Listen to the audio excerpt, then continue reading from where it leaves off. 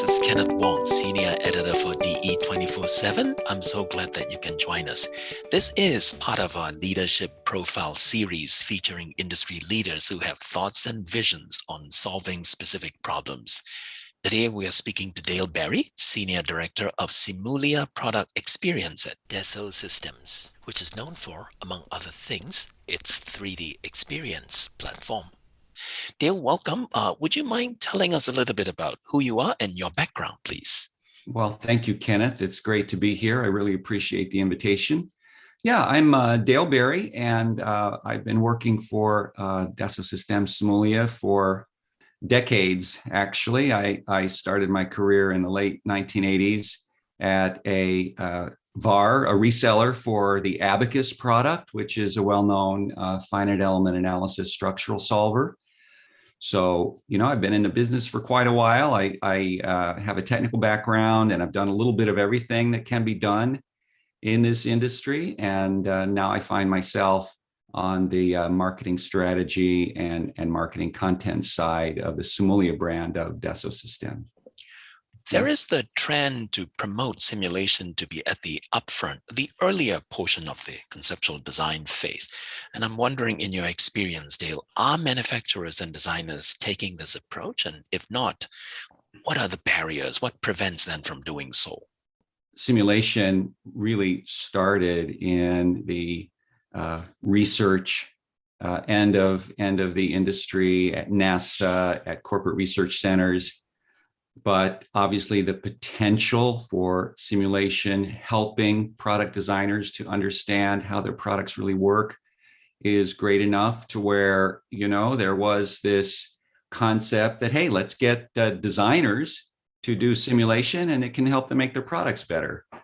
To be honest with you, that's still a work in process. I think that companies are still just as interested in that topic as ever before. And I know a lot of software vendors, including Dassault Systems, are working on that.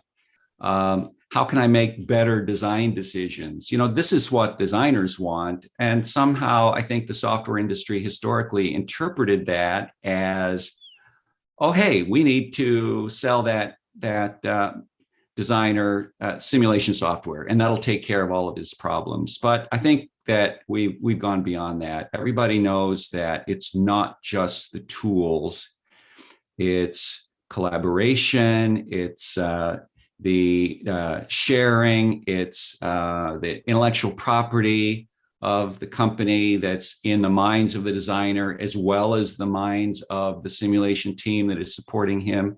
You've got to bring not just the tools, but the people and the processes and the IP and the ideas together to make that possible. We do have customers that are having a lot of success and are making great strides and have, in some cases, even already achieved the zero prototyping future that we've been talking about. Let's talk about the idea of the zero physical prototype. The counter argument to that I've heard is that if you have zero prototype, you are relying too much, trusting too much on the simulation software's prediction of how your product is going to behave, and how are you going to put in safeguards to make sure that this is actually accurate? There will always be a need for physical testing when it comes to certifying products for government regulations, certifying the power of the radio beam coming out of your mobile phone, for example. You're going to have to do some physical testing on the certification side to certify that vehicle, just like you're going to have to always crash test a prototype automobile to make sure that it functions properly. We're not talking about eliminating that kind of testing. We're really talking about eliminating the kind of testing where historically a designer would have said, let me try this approach and then I'll build a prototype and I'll go see if it works. Or let me build these two approaches and test them to see which one is better. That takes an awful lot of time and expense. And I think that simulation tools in the right context can help and are helping to eliminate an awful lot of that trial and error. And you know, it's not really about the accuracy of the fundamental software. It has it. The question is about the methodology that the companies use and give to their designers. Often that simulation methodology will be made by the simulation experts. That's where the reliability and the accuracy has to be baked in. We're not expecting designers to become simulation experts. We're expecting designers to have an open mind and see the value of picking up a preloaded simulation process, if you will. That's the democratization aspect. And use that within the context of his company's best practices to help him make better design choices. And that's happening. To some extent, the design phase, CAD, and the simulation phase, computer-aided engineering, are actually coming closer together. And I see that even in the software tools provided by people like Dassault. But what are the disciplines that should be collaborating more closely? Are there cultural barriers or technical barriers that still prevent such collaboration from happening? You know, honestly, I think all of us were trained in very deep silos in university. You know, you were trained to be a designer. You were trained to be a structural analyst with FEA. You were trained to be a mechanical engineer or a fluid thermal engineer. And so, you know, we're not really going to be eliminating those kinds of silos. In fact, you know, we need experts. I want to make it very clear that when we talk about giving simulation to designers, we are not talking about getting rid of simulation expertise. What we really are talking about, though, is bringing that expertise, structures, fluids, thermal, electromagnetics, you know, systems, controls, software, because many of today's products have some combination of all of those above. We're really talking about bringing those experts together, letting them interact more efficiently with the design product team, letting that product team benefit from the value of that expert knowledge. So that involves communication, that involves sharing, that involves knowledge transfer, that involves the type of coffee house sharing where you sit down over a table and you bat ideas and results back and forth. That's the kind of collaboration that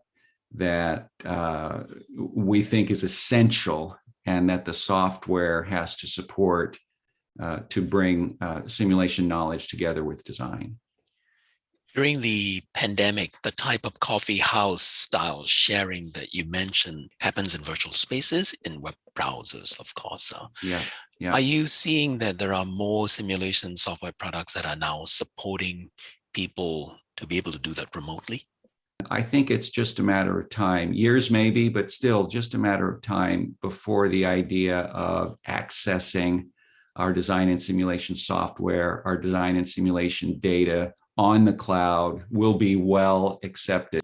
10, 20 years ago, when people were more baked into their own silo, you could conceive of the data being on that person's laptop, the knowledge being in that person's head, and everything they need is encapsulated at their workstation. But certainly work from home, as people are having to do during the pandemic, and working globally, most of the design teams that we're aware of at large companies are global teams where, you know, despite the pandemic, they wouldn't be able to get together in person anyway. So they have to have common software, common user interfaces, common repositories, and really the cloud is the way to do that. I think the days of companies thinking I'm going to invest and build my own specific hardware data center to do that are limited. They will always have some need for their own hardware, but really the simulation and design tools that we are focusing on and that we are producing are going to be cloud first and cloud oriented. And I would say not just cloud oriented, but even browser oriented. You'll be able to access the power of all these tools through nothing more than just a browser. Very good. Dale, thank you so much for sharing your perspectives and comments with us. I really appreciate it. Well, thank you, Kenneth. Again, I really appreciate the invitation. It's great talking to you. You too.